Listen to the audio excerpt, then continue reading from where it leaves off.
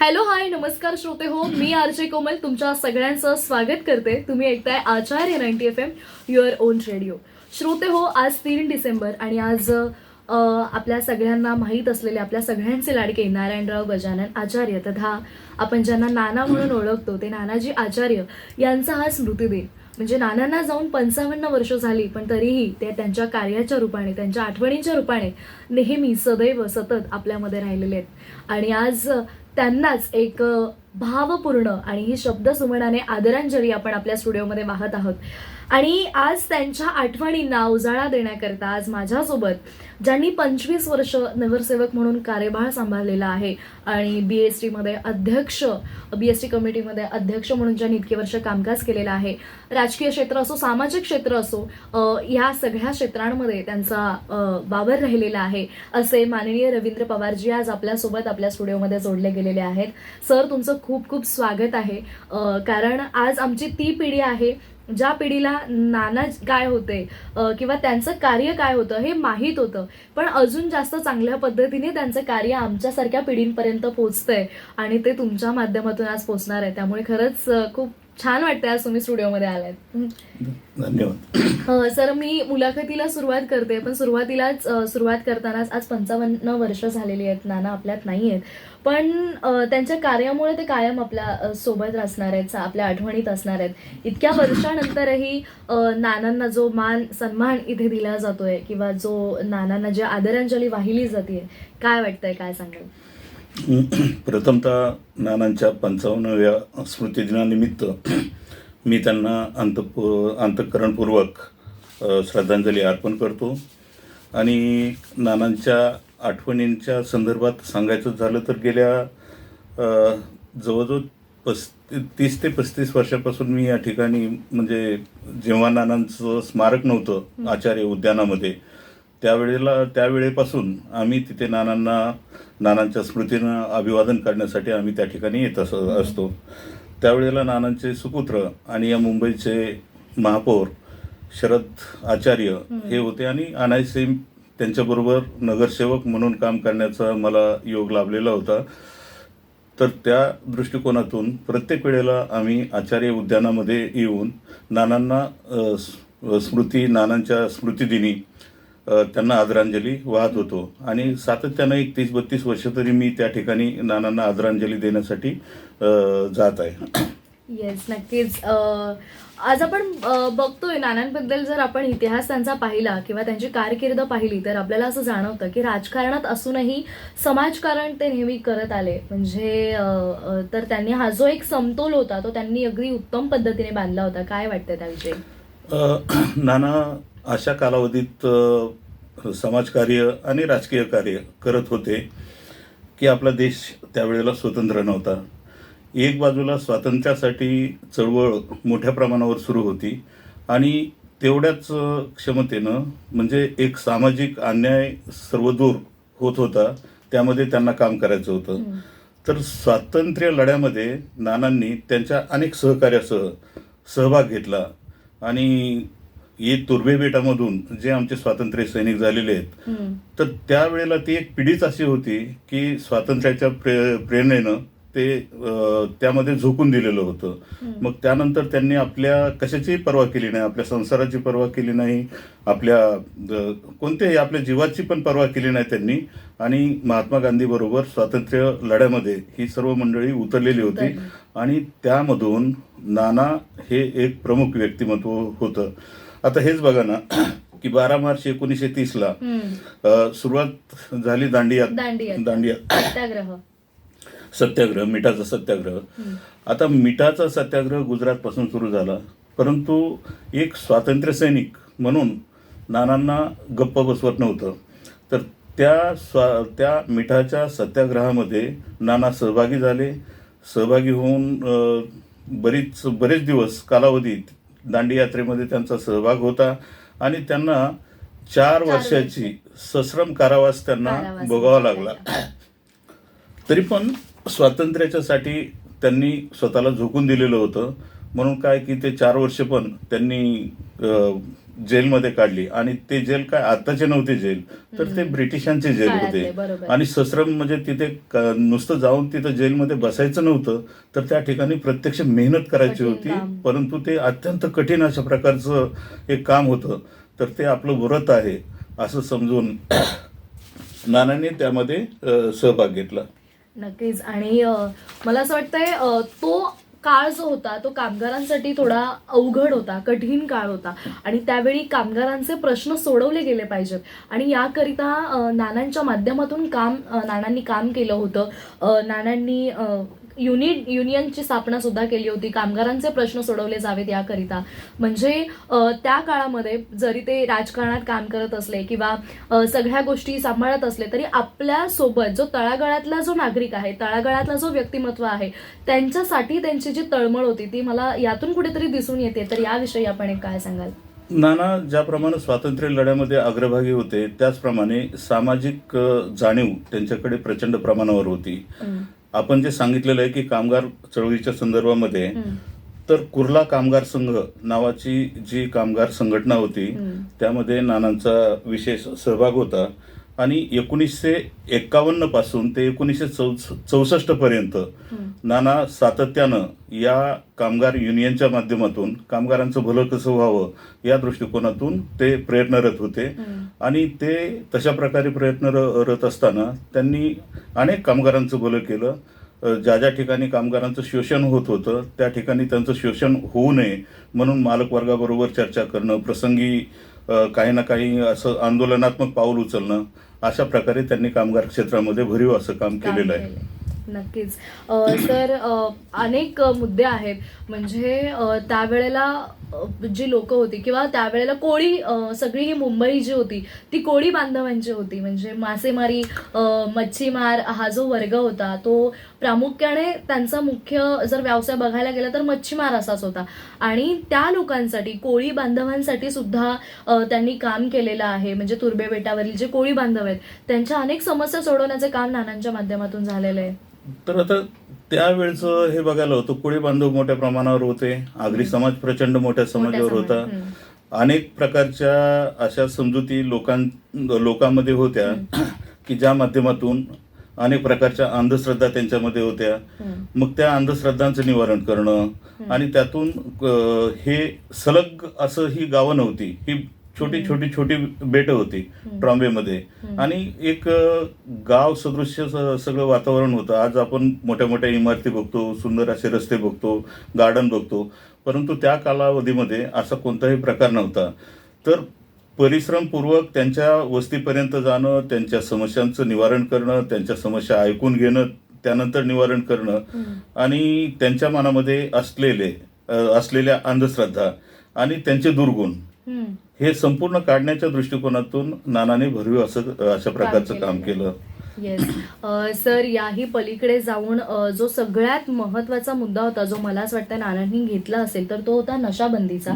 कारण त्यांच्या माध्यमातून बरीच लोकहिताची कामं झाली, पण नशाबंदी हा जो एक अतिशय महत्वाचा मुद्दा होता तो त्यांनी उचलून धरला होता आणि त्यासाठी ते सतत तत्पर कार्यरत राहिले होते. तर काय त्याबद्दल? नशाबंदीच्या संदर्भामध्ये तर महाराष्ट्राचं जे नशाबंदी मंडळ होतं तर त्याचे नाना जवळजवळ 20 वर्ष त्याचे सदस्य होते. 20 वर्ष सदस्य होते सातत्यानं. आणि या चेंबूर तुर्बे बेटातली 12 गावं होती, 12 त्यावेळेला. त्या 12 गावामध्ये त्यांनी नशाबंदीच्या संदर्भात किंवा व्यसनमुक्तीच्या संदर्भामध्ये त्यांनी एक चळवळ राबवली. अनेक प्रकारचे जे संसार उद्ध्वस्त होणार होते ते त्यांच्या त्या चळवळीतून वाचवण्याचं काम नानांनी अत्यंत प्रभावीपणे केलेलं आहे.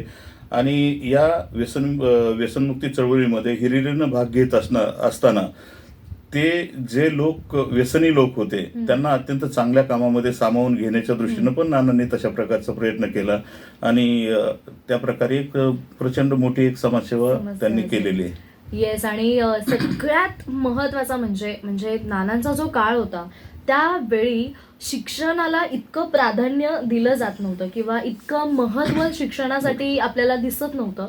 पण नानांनी त्यावेळेला वाचनालय सुरू करणं म्हणजे जे आपल्याला लाभलेले जे थोर पुरुष आहेत, थोर युगपुरुष आहेत, लोकमान्य टिळक असतील किंवा जसं नानांनी गांधीजींसोबत काम केलं, असे सगळे जे थोर पुरुष आहेत त्यांचा कुठेतरी आदर्श डोळ्यासमोर ठेवून नानांनी जे काम केलं म्हणजे वाचनालय सुरू करणं किंवा अजून जर बोलायला गेलं तर आपण ज्या भागात राहतो, चेंबूरमधील जे गाव आहे वाडवली, तिथे जरीमरी आईचं मंदिर ते सगळ्यांसाठी खुलं करणं, अशा अनेक गोष्टी त्यांच्या माध्यमातून झालेल्या आहेत. यामध्ये चेंबूरच्या दृष्टिकोनातून ठीक आहे की त्यावेळेला मी अगोदरच सांगितल्याप्रमाणे चेंबूर हे विकसित नव्हतं. आजूबाजूला 12 गावं होती. परंतु नानांनी त्यावेळेला शिक्षणाचं महत्त्व आपल्यामध्ये किती कशा प्रकारचं आहे याची जाणीव त्यांना होती आणि त्या जाणीवेच्या माध्यमातून त्यांनी त्यांच्या सर्व सहकाऱ्यांना बरोबर घेऊन चेंबूर एज्युकेशन सोसायटीची त्यांनी स्थापना केली. आणि एवढंच नव्हे तर मुलांना शाळेत येण्यासाठी त्यांच्या मनामध्ये तशा प्रकारची प्रेरणा निर्माण केली, उद्युक्त केलं त्यांना की तुम्ही बाबा शाळेमध्ये आला पाहिजे.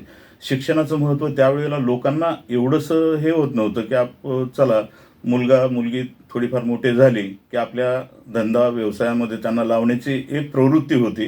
परंतु त्यावर मात करून नानांनी प्रत्येकांना शिक्षणाचं महत्त्व पटवून दिलं आणि शिक्षणाचं महत्त्व पटवून देऊन त्यांनी चेंबूर एज्युकेशन सोसायटी नावाची संस्था त्यांच्या सहकार्यासह स्थापन केली आणि शिक्षणाची मुहूर्तमेढ या चेंबूरमध्ये नानांनी पहिल्यांदा रोवलेली आहे.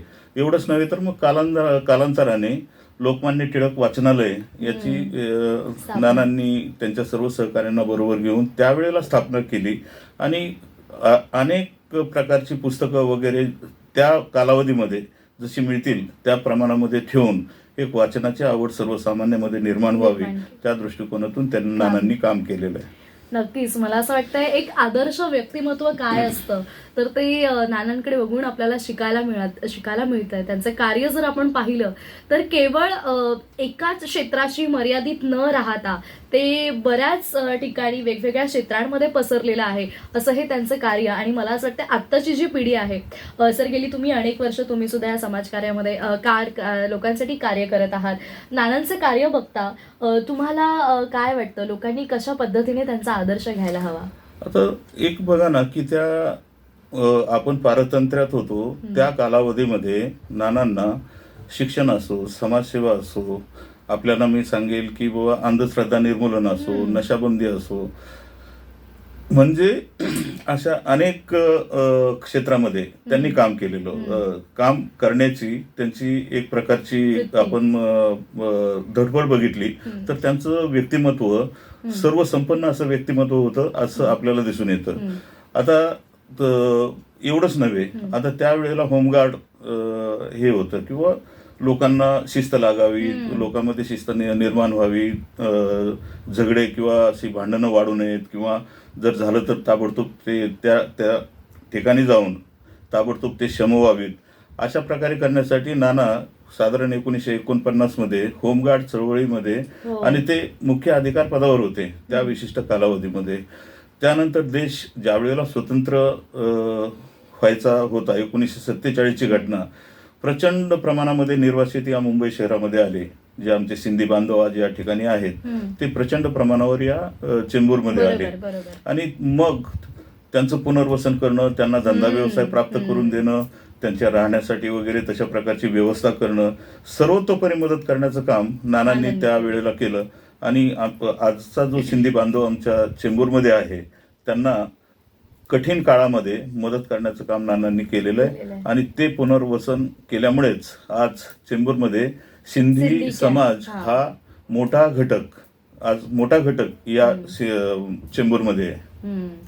नक्कीच. कारण मला असं वाटतंय त्यांचं हे जे कार्य आहे त्यातून आपल्याला एकच गोष्ट साध्य होते किंवा समोर येते की सर्व धर्म समभाव किंवा समाजातील तळागाळातील असलेले सर्व लोक आहेत ते एक समान आहेत आणि प्रत्येकाला शिक्षणाचा हक्क किंवा त्याच्या मूलभूत गरजा ज्या आहेत त्या त्याच्या भागवल्या जाव्या याकडेच त्यांचा तो कटाक्ष राहिलेला आहे.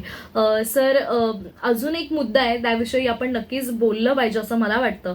कारण त्यावेळी विवाह पद्धती ह्या फार वेगळ्या होत्या आणि नानांनी सामूहिक विवाह पद्धती, सामूहिक विवाह सुद्धा घडवून आणलेले आहेत अनेक. तर त्याविषयी काय सांगाल? नाही, ते तर आहे की प्रवृत्ती अशी असायची की विवाह करायचे तर प्रचंड मोठ्या प्रमाणावर एक तर कर्ज काढायचं आणि ते कर्ज काढून नंतर आपल्या मुलामुलींची लग्न करायची, अशी त्यावेळची पद्धत होती.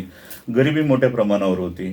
म्हणून त्यातून मार्ग काढण्याच्या कोनातून नानांनी हे सामुदायिक विवाह त्यावेळेला सुरुवात केली संपूर्ण या चेंबूर तुर्बे बेटामध्ये.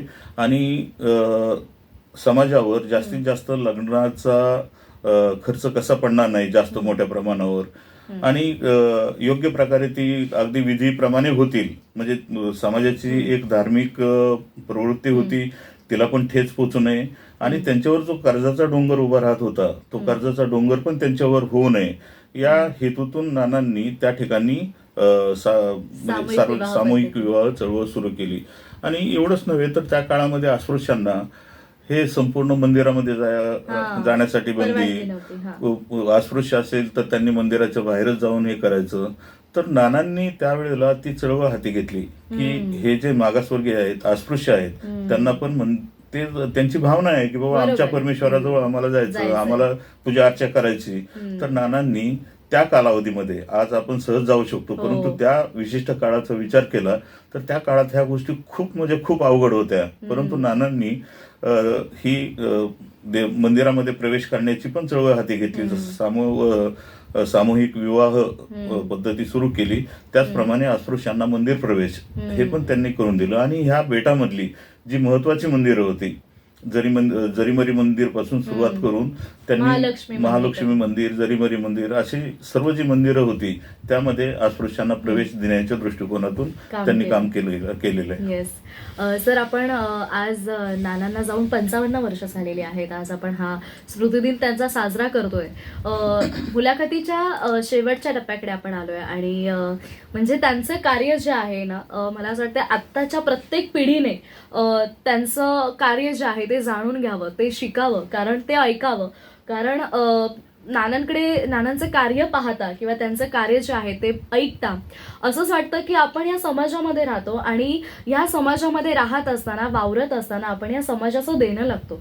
आणि नानांनी तीच गोष्ट एक समोर ठेवून त्याच दृष्टीने लोकांच्या हितासाठी सतत ते कामं करत आले. जाता जाता काही 2 शब्द नानांबद्दल. आता एक आहे, नाना देशभक्त तर होते, स्वातंत्र्य सेनानी होते. नानांनी या चेंबूरचा विकास करण्याच्या संदर्भामध्ये त्या कालावधीपासून काम सुरू केलं आणि चेंबूरचे एक शिल्पकार म्हणून प्रामुख्यानं त्यांचं नाव आज इतक्या वर्षानंतर पण घेतलं जातंय. अशा परिस्थितीमध्ये नानांचे सुपुत्र शरद आचार्य यांनी त्या प्रकारचं काम केलं आणि आज मोठी मोठी कामं जी दिसत आहेत या मुंबई शहरामध्ये आणि विशेषतः चेंबूरमध्ये ती शरद भाऊंच्या नेतृत्वाखाली केली. कारण नानांचे संस्कार शरद भाऊवर होते आणि त्या माध्यमातून अशा प्रकारची कामं करता आली. म्हणून नाना असतील, शरद भाऊ असतील, तर ही अशी व्यक्तिमत्व जे आहेत ती नेहमी समाजामध्ये एक प्रेरणा देण्याचं काम करत आलेले आहेत. आणि आपण जो स्मृतिदिन त्यांचा साजरा करत असतो तर त्या स्मृतिदिनाच्या दिवशी नानांच्या कामाला एक उजाळा प्राप्त व्हावा की त्यांनी किती अशा बिकट परिस्थितीमध्ये अशी चांगल्या प्रकारची कामं केली हे आत्ताच्या पिढीच्या मनावर बिंबवावं या दृष्टिकोनातून नानांचा स्मृतिदिन जो असतो तो साजरा झाला पाहिजे. आणि मी तर वारंवार असं हे करत आलोय की ज्या नानांनी या चेंबूर ट्रॉम्बे परिसरामध्ये एक वेगळा दृष्टिकोन ठेवला, समानतेचा दृष्टिकोन ठेवला, कुठेही त्यांनी जातीयतामध्ये आणली नाही, अंधश्रद्धा त्यांनी निवारण केल्या. तर अशा प्रकारचं जे व्यक्तिमत्व नानांचं होतं त्या व्यक्तिमत्वाच्या माध्यमातून चेंबूरमधीलच नव्हे तर संपूर्ण परिसरातील व्यक्तींनी एक त्याचा हे घेतला पाहिजे, तर आदर्श. अंगीकारलं पाहिजे ते, आणि त्यातून आपण आणखी मोठ्या प्रमाणावर या चेंबरमध्ये भरीव काम करू समाजसेवेचं, Yes. अशा प्रकारची प्रेरणा त्यांनी घेतली पाहिजे. नक्कीच. खरं तर मी तुमचे खूप आभार मानेन, कारण आज जरी आपण नानांचा स्मृतिदिन साजरा करत असलो तरी हा स्मृतिदिन साजरा करत असताना तुम्ही वेळात वेळ काढून खरं तर आज आमच्या स्टुडिओमध्ये आलात. नानांविषयी बऱ्याच गोष्टी आज आम्हाला तुमच्याकडून कळल्या, आणि इतर जे श्रोते आज आम्हाला ऐकतायत आचार्य 90 FM वरती, त्यांच्यापर्यंत ह्या गोष्टी पोहोचल्या. बऱ्याच जणांना नानांचं कार्य हे माहीत होतं, पण आत्ताची जी नवपिढी आहे, तरुण पिढी आहे, त्यांच्यापर्यंत सुद्धा हे पोहोचलं पाहिजे. आणि एकंदरीतच 55 वर्षानंतर सुद्धा नानांच्या आठवणी आज इथे ताज्या झाल्या तुमच्यामुळे. तर खरंच रवींद्र सर, मी तुमचे खूप खूप आभारी आहे. तुम्ही वेळात वेळ काढून आज इथे आमच्या स्टुडिओमध्ये आलात. तर जाता जाता मी फक्त इतकंच म्हणेन, श्रोते हो, नारायणराव गजानन आचार्य तथा आपल्या सगळ्यांचे लाडके नानाजी आचार्य यांचा स्मृतिदिन आहे, आणि या स्मृतिदिनानिमित्त आपण आज आपल्या स्टुडिओमध्ये माननीय रवींद्र पवारजी यांना इथे बोलावलं होतं. त्यांच्याकडून नानांचं जे कार्य आहे त्याचा उजाळा आज इथे आपण केला, त्यांच्या आठवणींना उजाळा आज इथे दिला. जाता जाता इतकंच म्हणेन, तुमचं असणं आमच्यासाठी सर्व काही होतं. तुमचं असणं आमच्यासाठी सर्व काही होतं. ते आमच्या आयुष्यातील एक सुंदर पर्व होतं. आज सर्व काही असण्याची जाणीव आहे. आज सर्व काही असण्याची जाणीव आहे, पण तुम्ही नसणं ही मात्र एक मोठी उणीव आहे. तुम्ही नसणं हे मात्र एक मोठी उणीव आहे. आणि आज नानाजी जरी आपल्यामध्ये नसले, ती उणीव नक्की आपल्याला उणीव जाणवते, पण त्याही पलीकडे जाऊन त्यांचं कार्य आहे, तो त्यांचा वसा जो आहे तो आज त्यांच्या मुलांच्या माध्यमातून, नातवंडांच्या माध्यमातून, पुढच्या पिढीच्या माध्यमातून हा पुढे चालवला जातोय. आणि आज पुन्हा एकदा या आठवणींना उजाळा देता आला. त्यामुळे श्रोते हो, खरंच आम्ही आमच्या आचार्य 90 FMच्या माध्यमातून ही शब्द सुमनाने नानांना इथे आदरांजली वाहतो. आणि ही विशेष मुलाखत ही तुम्हाला कशी वाटली, या तुमच्या प्रतिक्रिया आम्हाला कळवायला विसरू नका. त्यासाठी आमचा संपर्क क्रमांक आहे 9167993399. आणि रवींद्र सर, पुन्हा पुन्हा तुमचे खूप खूप आभार. धन्यवाद. तर श्रोते हो, या मुलाखतीमध्ये आरजे कोमल आजच्या आपल्या पाहुण्यांसोबत माननीय रवींद्र पवार सरांसोबत इथेच तुमची रजा घेतेय. तुम्ही मात्र कुठेही जाऊ नका. ऐकत रहा आचार्य 90 FM, युअर ओन रेडिओ. धन्यवाद.